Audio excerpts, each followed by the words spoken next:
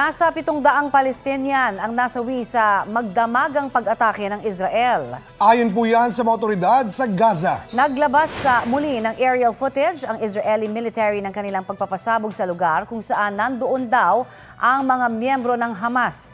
Sabi ng Army, nasawi sa kanilang pag-atake ang ilang leader ng grupo, kabilang ang mga kasama sa unang pag-atake sa Israel noong October 7. Pinalaya naman ng grupong Hamas ang dalawa sa kanilang hostage na Israeli. Kwento ng isa sa kanila, nasaktan lang siya noong dinakip siya, pero maayos daw ang trato sa kanya bilang bihag. Sa Tel Aviv naman sa Israel, pinatunog ang malakas na sirena. Ibig sabihin, may paparating na rocket. Dahil po dyan, pumasok sa loob ng bomb shelter ang mga nandoon. Sa United Nations, sinabi ng Russia na hindi nila sinusuportahan ang resolusyon na ginawa ng Amerika kaugnay sa kaguluhan.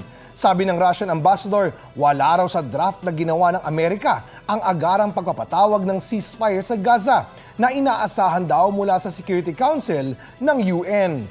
Nang humarap naman sa pagpupulong, nilinaw ni US Secretary of State Antony Blinken na hindi sila makikipaglaban sa Iran pero handa silang protektahan ang kanilang mga sundalo sa Middle East. Balita ko, may tututukan kayo tuwing 10:30 a.m. sa GTV.